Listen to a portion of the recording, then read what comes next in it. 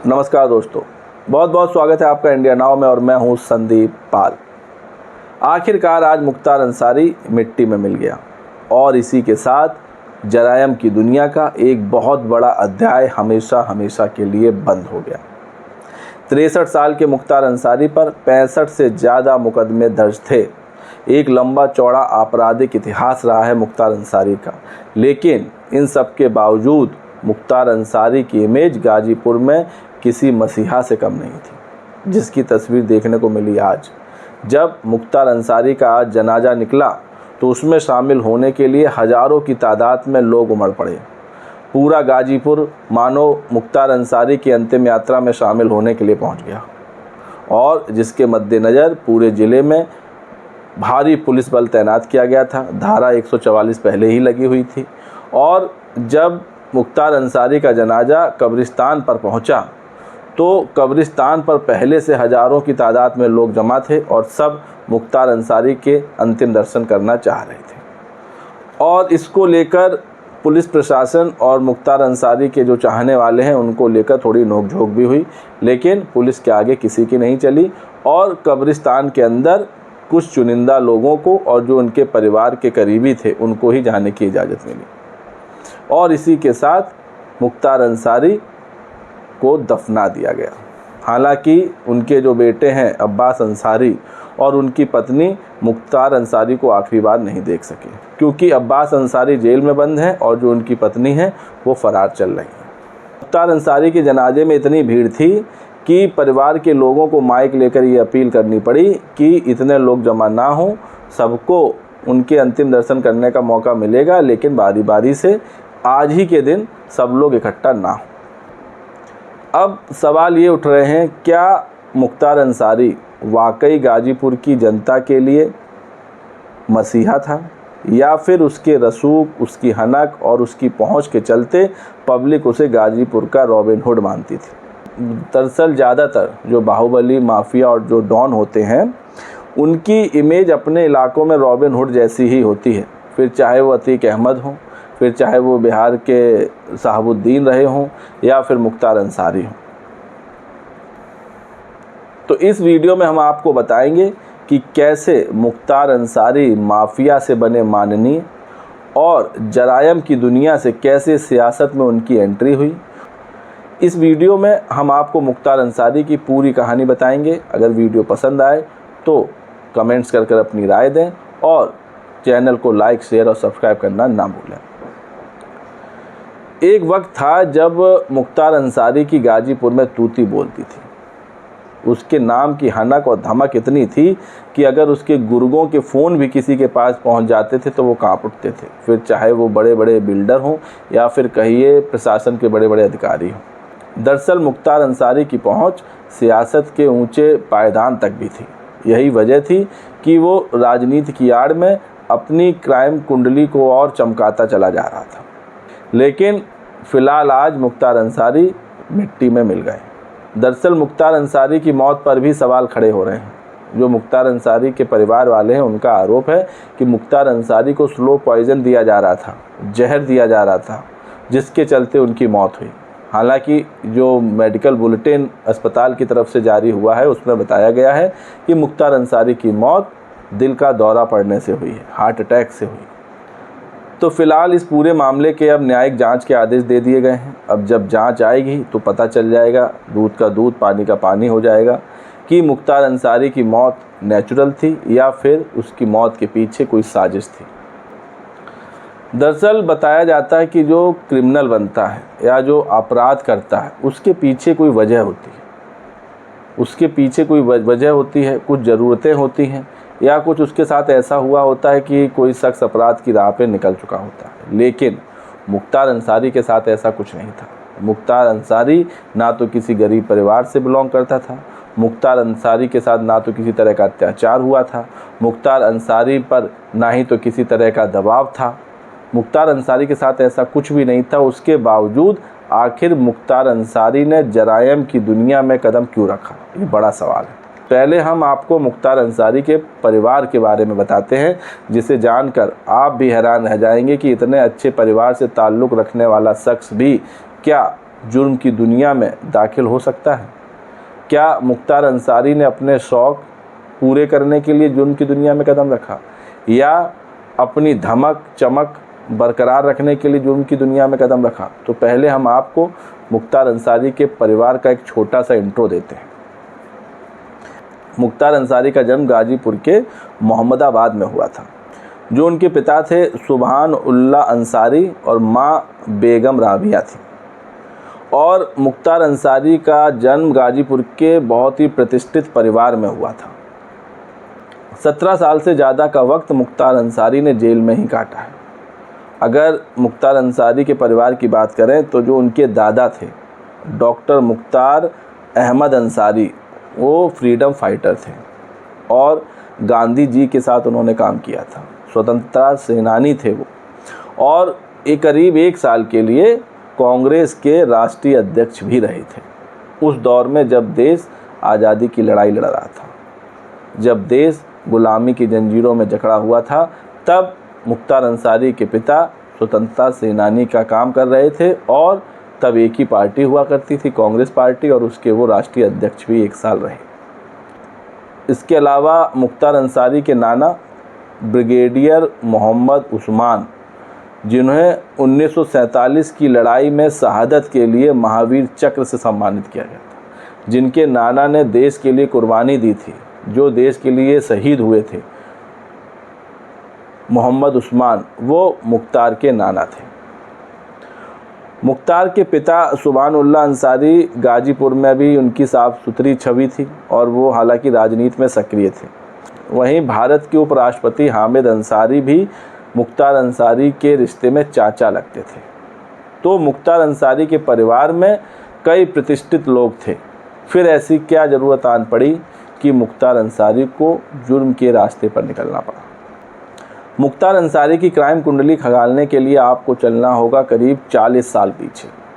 ये बात है साल 1985 की, जब मुख्तार अंसारी ने 23 साल की उम्र में जुर्म की दुनिया में पहली बार एंट्री की थी। कहते हैं कि मुख्तार अंसारी के शौक़ भी कई थे, जिसमें निशानेबाजी, क्रिकेट खेलने का शौक़ भी शामिल था। मुख्तार अंसारी बैडमिंटन भी खेला करता था और उसको शूटिंग का बड़ा शौक़ था। निशाना लगाने में मुख्तार अंसारी बहुत अव्वल था। और मुख्तार अंसारी को जुर्म की दुनिया में दाखिल कराने वाला जो नाम है बताया जाता है वो था साधु सिंह। मुख्तार अंसारी 23 साल की उम्र में साधु सिंह के गैंग में शामिल हो गया था और फिर यहीं से जुर्म की दुनिया में मुख्तार अंसारी इतने आगे बढ़ गए कि फिर पीछे मुड़कर उन्होंने कभी देखा ही नहीं। हालांकि इस दौरान राजनीति में भी एंट्री हुई, माफिया से माननीय भी बने, वो भी कहानी आपको बताएंगे। लेकिन पहले इनके ज़रा जुर्म की दास्तां आपको बताते हैं।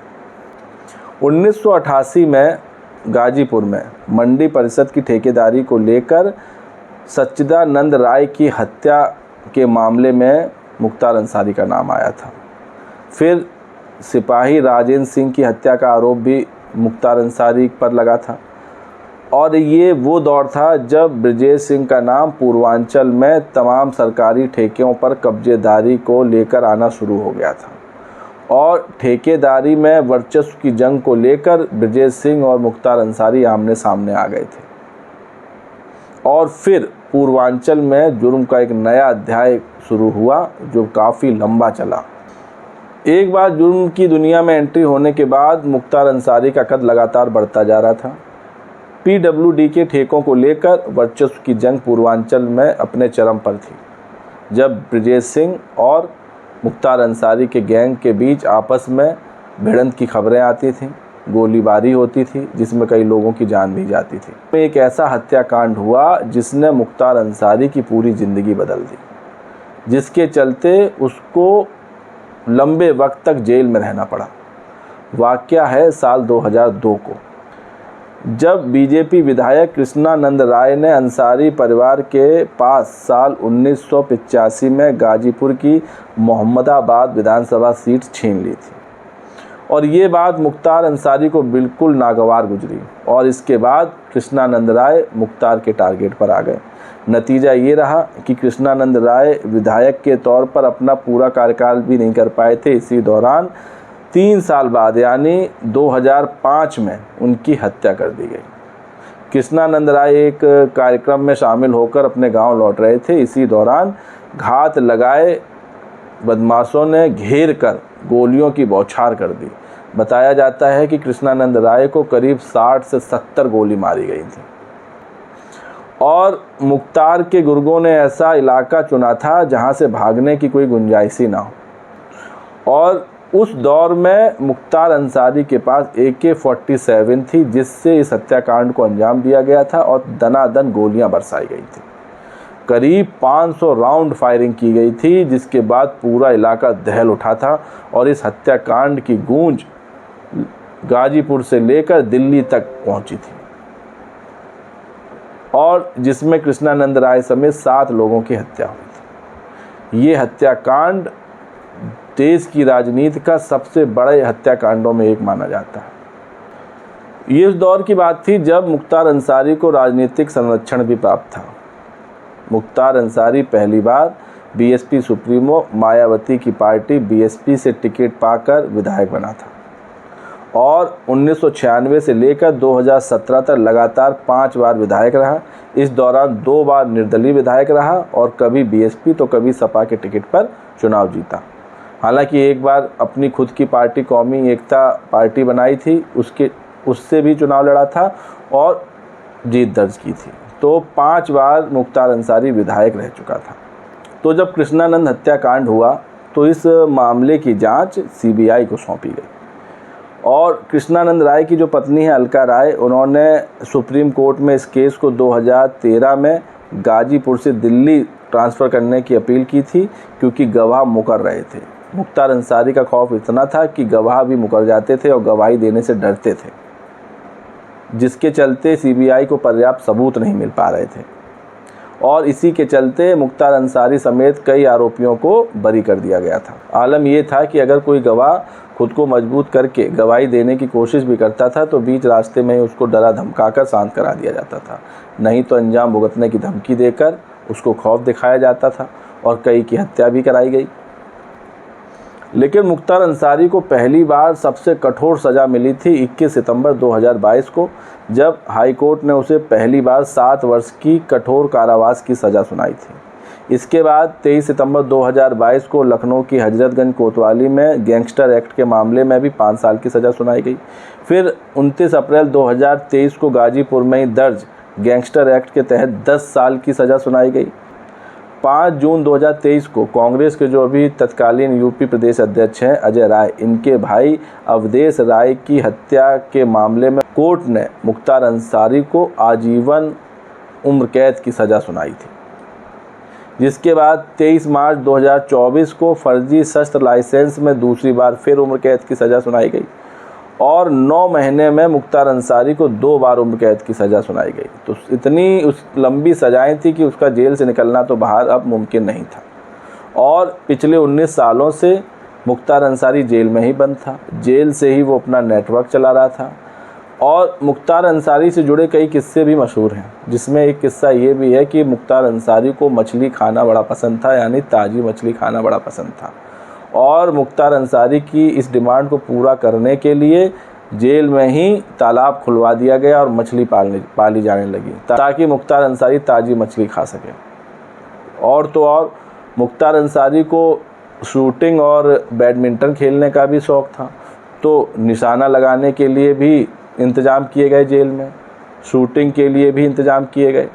और तो और कुछ लोग ये भी कहते हैं, जो UP के पूर्व DGP हैं ब्रजलाल, उनका तो ये भी कहना है कि मुख्तार अंसारी के साथ बैडमिंटन या टेनिस खेलने के लिए जिस जेल में वो बंद था उस ज़िले के DM जाया करते थे। अब आप अंदाज़ा लगा सकते हैं कि मुख्तार अंसारी का कितना बड़ा रसूख, कितनी बड़ी पहुंच रही होगी कि ज़िले का DM उनके साथ बैडमिंटन और टेनिस खेलने जाता था। तो मुख्तार अंसारी का जो रुतबा था वो जेल में भी कायम था और मुख्तार अंसारी का जो नेटवर्क था वो जेल से ऑपरेट हो रहा था। मुख्तार अंसारी की क्योंकि राजनीति में भी अच्छी खासी दखलंदाजी थी, जिसके चलते उसने राजनीतिक यानी कि पॉलिटिकल पावर का भी बखूबी इस्तेमाल किया और यही वजह थी कि जेल से भी उसका कारोबार, उसका नेटवर्क धड़ल्ले से चल रहा था। मुख्तार अंसारी के बुरे दिन तब शुरू हुए जब प्रदेश में योगी सरकार आई और जब सीएम योगी ने एक बार सदन में कहा था कि माफिया को मिट्टी में मिला दूंगा। उनके इस बयान के बाद से अब तक प्रदेश के कई माफिया मिट्टी में मिल गए, फिर चाहे वो अतीक अहमद हो, मुख्तार अंसारी हो या फिर अनिल दुजाना हो। कई ऐसे टॉप मोस्ट जिनके नाम से लोग कांपते थे, जिनका वर्चस्व था, जो दुर्दांत अपराधी थे, उन सब का खात्मा हो सका है। लेकिन अब मुख्तार अंसारी की मौत पर भी सियासत तेज़ी से हो रही है। मुख्तार की मौत की जांच अखिलेश यादव, मायावती से लेकर तेजस्वी यादव तक कर रहे हैं। विपक्ष के कई ऐसे नेता हैं जो इस बात की मांग कर रहे हैं कि मुख्तार अंसारी की मौत की न्यायिक जांच हो और प्रदेश की कानून व्यवस्था पर सवाल खड़े कर रहे हैं। उनका कहना है कि पुलिस की कस्टडी में अतीक अहमद को गोलियों से भून दिया जाता है, जेल में रहते हुए मुख्तार अंसारी की मौत हो जाती है और मुख्तार के परिजन पहले से आरोप लगाते आए हैं कि उसको स्लो पॉइजन दिया जा रहा था। तो मुख्तार की मौत का सच क्या है ये तो जांच के बाद ही पता चल सकेगा, लेकिन सियासत भरपूर हो रही है। और मायावती ने भी कभी अपनी पार्टी के विधायक रहे मुख्तार अंसारी की मौत पर ट्वीट करके क्या कुछ कहा है वो भी आपको बताते हैं। मायावती ने ट्वीट करते हुए लिखा कि मुख्तार अंसारी की जेल में हुई मौत को लेकर उनके परिवार द्वारा जो लगातार आशंकाएं और गंभीर आरोप लगाए गए हैं, उनकी उच्च स्तरीय जांच जरूरी है ताकि उनकी मौत के सही तथ्य सामने आ सकें। ऐसे में उनके परिवार का दुखी होना स्वाभाविक है। कुदरत उन्हें इस दुख को सहन करने की शक्ति दे। दरअसल मुख्तार अंसारी मायावती की पार्टी से ही पहली बार विधायक बने थे और आखिरी बार भी विधायक मायावती की पार्टी से ही बने थे। 5 बार मुख्तार अंसारी विधायक रहे, जिसमें पहला और आखिरी मौका मायावती ने ही उनको दिया था। इसलिए मुख्तार अंसारी की मौत पर मायावती ने भी ट्वीट कर जांच की मांग की है। वहीं सवाल खड़े ये भी हो रहे हैं कि माफिया की मौत पर इतना दुख क्यों जताया जा रहा है, जिस पर न जाने कितनी हत्याओं के आरोप थे, अपहरण, लूट, डकैती, धमकाना से लेकर कई बड़े बड़े आरोप थे, फर्जी शस्त्र लाइसेंस के आरोप थे। उसके बावजूद आखिर मुख्तार अंसारी को मसीहा के तौर पर क्यों पेश किया जा रहा है? क्यों एक डॉन को रॉबिन हुड बनाया जा रहा है, जिसको लेकर सियासत अभी भी जारी है? तो मुख्तार की मौत का सच क्या है? मुख्तार की मौत क्या वाकई जेल में स्लो पॉइजन से हुई या फिर उसकी मौत नेचुरल मौत थी, दिल का दौरा पड़ा और उसकी मौत हो गई? लेकिन ऐसा मुमकिन लगता नहीं कि जेल में मुख्तार अंसारी को खाने में जहर मिलाकर दिया जाता रहा हो और जेल प्रशासन को इसकी खबर भी ना हो, क्योंकि मुख्तार अंसारी कोई छोटा मोटा आदमी नहीं था। उसका अपना एक रसूख था, अपनी एक पहचान थी, अपनी एक धमक थी। तो मुख्तार अंसारी को भी खाना दिया जाता होगा तो वो चेक करके दिया जाता होगा। लेकिन खैर, अब जो आरोप है उसकी जांच तो होना ज़रूरी है। तो अब ये जांच में साफ़ हो जाएगा कि मुख्तार अंसारी की मौत का सच क्या है। इसके लिए कुछ दिन का इंतज़ार ज़रूर करना पड़ेगा। तो दोस्तों, वीडियो पर आपकी क्या राय है कमेंट्स करके दें, और वीडियो पसंद आया हो तो चैनल को लाइक, शेयर और सब्सक्राइब करना ना भूलें। तब तक के लिए नमस्कार।